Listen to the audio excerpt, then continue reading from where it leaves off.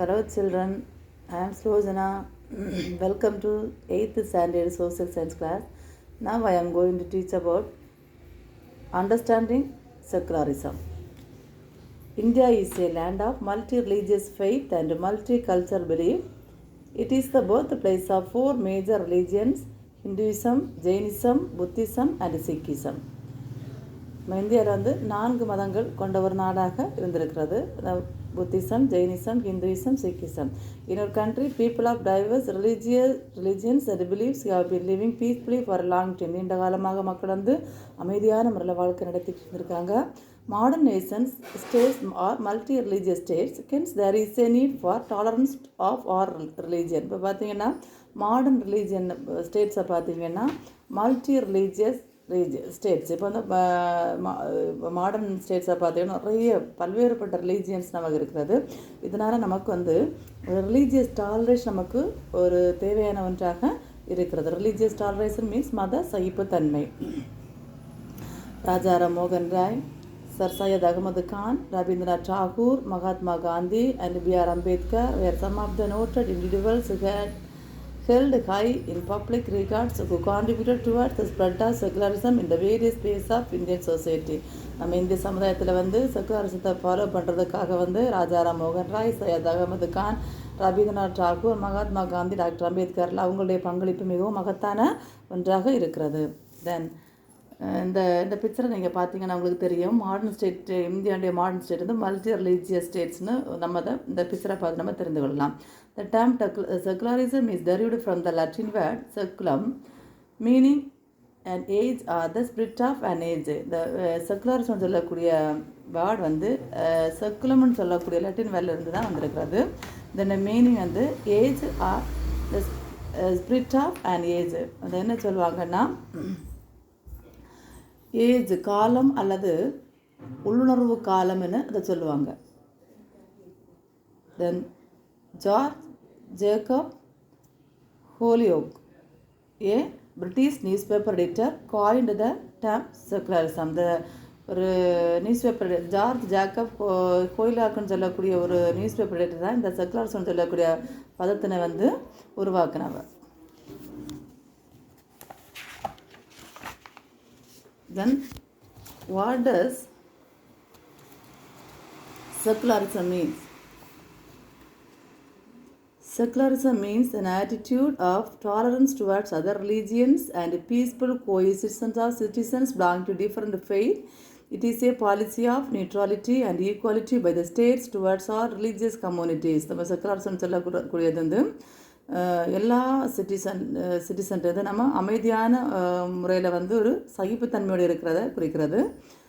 And it is a policy of neutrality means நடுநிலைமை வைக்கிறது. And equality by the states towards all religious community, எல்லா religious community சிட்டிசன்ட்டை நம்ம வந்து ஒரு நியூட்ராலிட்டியோட ஒரு ஈக்குவாலிட்டியோட நம்ம வந்து அதாவது அந்த கொள்கையை நம்ம அந்த பாலிசி நம்ம ஃபாலோ பண்ணுறோம். Then objectives of secularism. ஆதிசம்னா is a lack of belief of God and gods.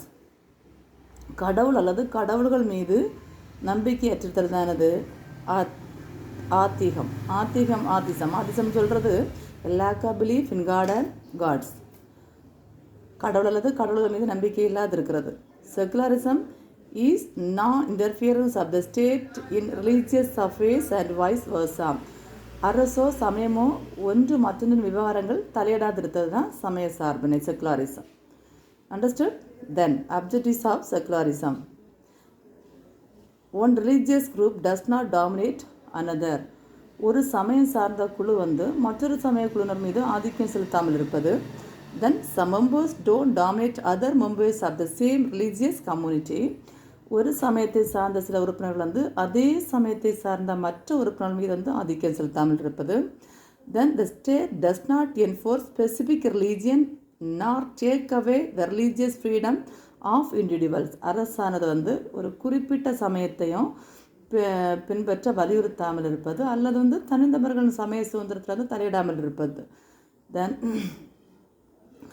a simple statement by poet Iqbal illustrates the secular view religions does not teach us animosity. We are Indians and India is our home. சமயம் நமக்கு பகைமையை போதிக்கவில்லை. நாம் அனைவரும் இந்தியர்கள் மற்றும் India நமது வீடு என்ற கவிஞர் இக்பாலின் எளிய வாக்கியம் சமய சார்பினை கருத்தை நமக்கு இல்லஸ்ட்ரேட் பண்ணுகிறது. அண்டர்ஸ்டுட்? தென் இப்போ 12th rock edict of Ashoka, அசோகருடைய 12வது பாறை அரசாணையை பார்த்தீங்கன்னா இந்த பிக்சர் இதுதான். இதை நீங்கள் பார்த்தீங்கன்னா Emperor Ashoka was the first great emperor to announce as early as 3rd century BC that the state would not prosecute and religious sect. In this 12th rock edict, Ashoka make an appeal not only for the tolerance of all religious sect but also the development of a spirit of great respect towards them. அந்த அரசானது எந்த ஒரு மதத்தை சார்ந்த பிரிவினருக்கும் எதிராக குற்றம் சாட்டாது என்று கிமு 3ஆம் நூற்றாண்டிலே அறிவித்த முதல் பேரரசர் யாருன்னா அசோகர். அவர் தன்னுடைய 12வது 12th இந்த ராக் எடிக்டில் பார்த்தீங்கன்னா அனைத்து மத பிரிவினரோட சகிப்புத்தன்மையோடு மட்டுமல்லாமல் அவர்கள் மீது மிகுந்த மரியாதைக்குரிய மனநிலை வளர்த்து கொள்ளவும் தன்னுடைய பீப்புளுக்கு ஒரு வேண்டுகோள் வச்சாங்க. யார்? அசோகர். Then the characteristic features of secular state.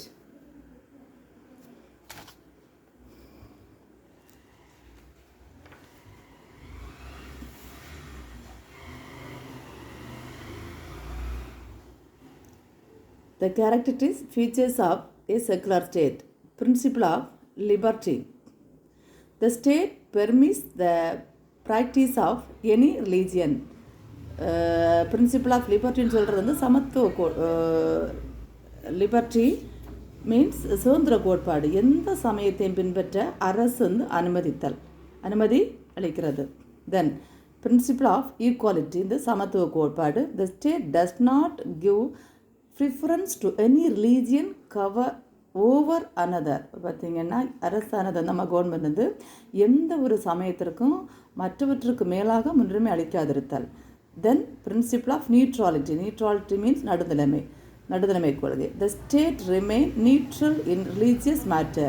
நம்ம சமய விவகாரங்கள் அரசு நடுநிலைமை கொண்டிருக்கிறது.